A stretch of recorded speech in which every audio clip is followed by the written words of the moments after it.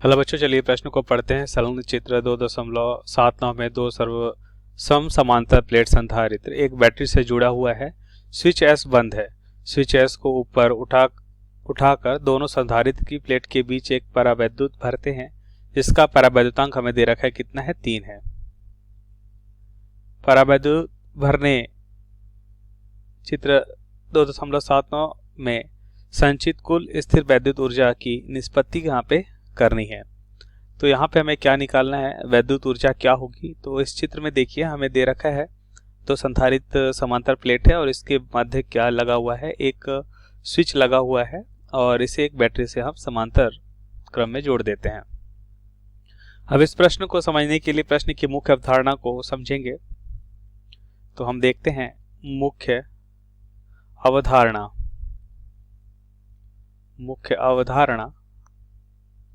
तो हम देखेंगे कि किसी भी संधारित्र में जो संचित ऊर्जा होती है वो क्या होती है। तो यहाँ पे दिखेंगे संधारित्र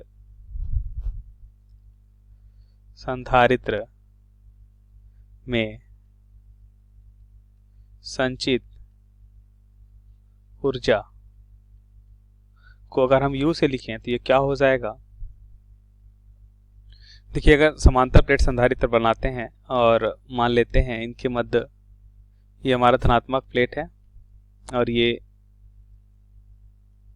इस प्लेट में ऋणात्मक आवेश है, तो हम कह सकते हैं ऋणात्मक प्लेट हो गया, और ये प्लस क्यू आवेश, तो यहाँ पे क्या हो जाएगा, माइनस क्यू आवेश हो जाएगा। अब हम देखते हैं कि इनके मध्य, या हम यहाँ पे देखें कि इनके मध्य विभव भी है, तो धारिता क्या होती है, C बराबर हो जाएगा Q/V। अब इसमें संचित ऊर्जा U का जो सूत्र होता है वो क्या होता है, 1/2 C इंटू क्या होगा, V² हो जाएगा। यदि संधारित्र में K परावैद्युतांक का माध्यम रखें तो क्या हो जाता है, इसकी धारिता K गुनी हो जाती है। तो हम यहाँ पे लिखेंगे संधारित्र में अगर हम क्या करें, संधारित्र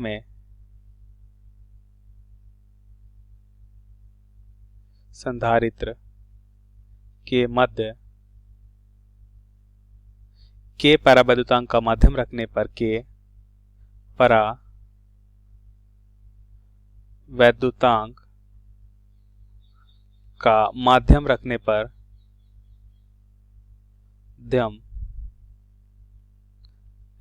पर धारिता क्या हो जाएगी, K गुना हो जाता है। इसका मतलब नई धारिता को अगर हम यहाँ पे लिखते हैं C डैश से, तो यह हो जाएगा K गुना, जो पुरानी धारिता C है उसकी K गुना हो जाएगी।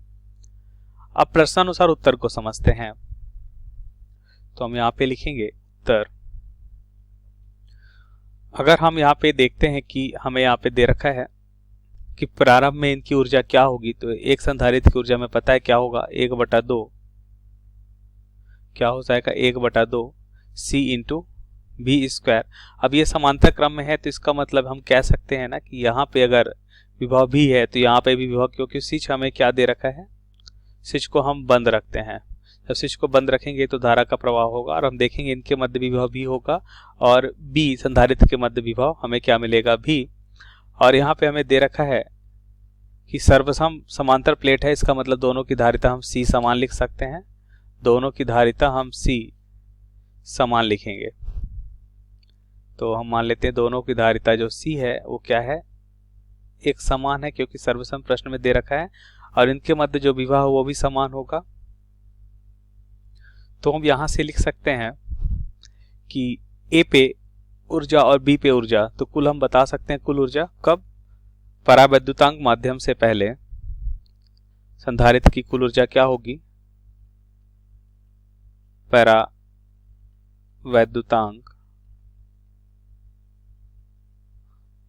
माध्यम, परावैद्युतांक रखने के पहले संधारित्र की कुल ऊर्जा क्या हो जाएगी, संधारित्र की कुल ऊर्जा, जिसे हम क्या लिखेंगे U से, तो यह हो जाएगा U A के कारण और B संधारित्र के कारण। तो कुल ऊर्जा क्या हो जाएगा 1/2 C into v square plus का 1/2 C इंटू वी स्क्वायर, क्योंकि हमने देखा विभव भी समान है क्योंकि समांतर क्रम में लगा हुआ है और हमें दे रखा है सर्वसम समांतर प्लेट है, इसलिए धारिता भी यहाँ पे समान होगी। तो यहाँ पे हमें क्या मिलेगा C इंटू वी स्क्वायर मिलेगा। अब हम क्या लिखते हैं, प्रारंभ में तो हमें मालूम चला जब परावैद्युतांक माध्यम नहीं था। अब परावैद्युतांक माध्यम के बाद हम देखेंगे कि हमें धारिता क्या मिलेगी। हम देखते हैं परावैद्युतांक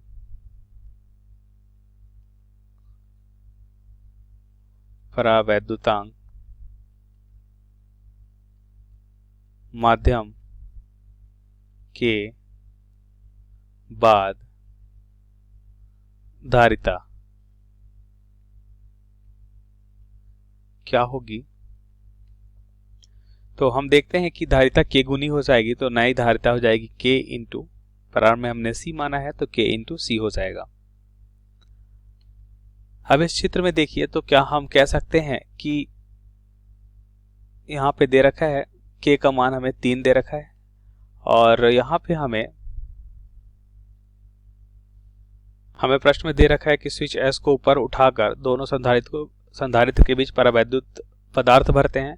तो जब हमने इसे ऊपर उठाया तो हमने देखा कि इनके मध्य जो है विभव, A के मध्य जो विभव है वो तो भी रहेगा, लेकिन B संधारित्र के मध्य विभव क्या हो जाएगा, परिवर्तित हो जाएगा। तो हम ऐसा करते हैं कि A के मध्य जो विभव है वो क्या हो जाएगा, यहाँ पे हम लिख सकते हैं कि A के मध्य जो विभव है वो क्या रहेगा, समान रहेगा।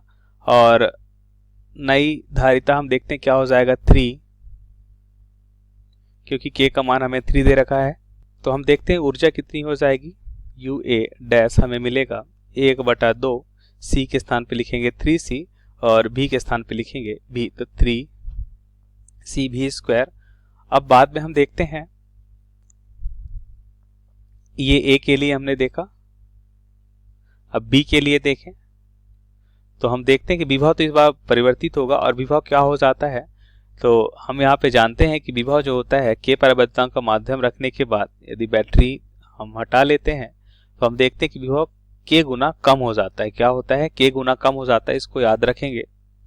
तो यहाँ से हम देखते हैं क्या हो जाएगा, V/3 हो जाएगा।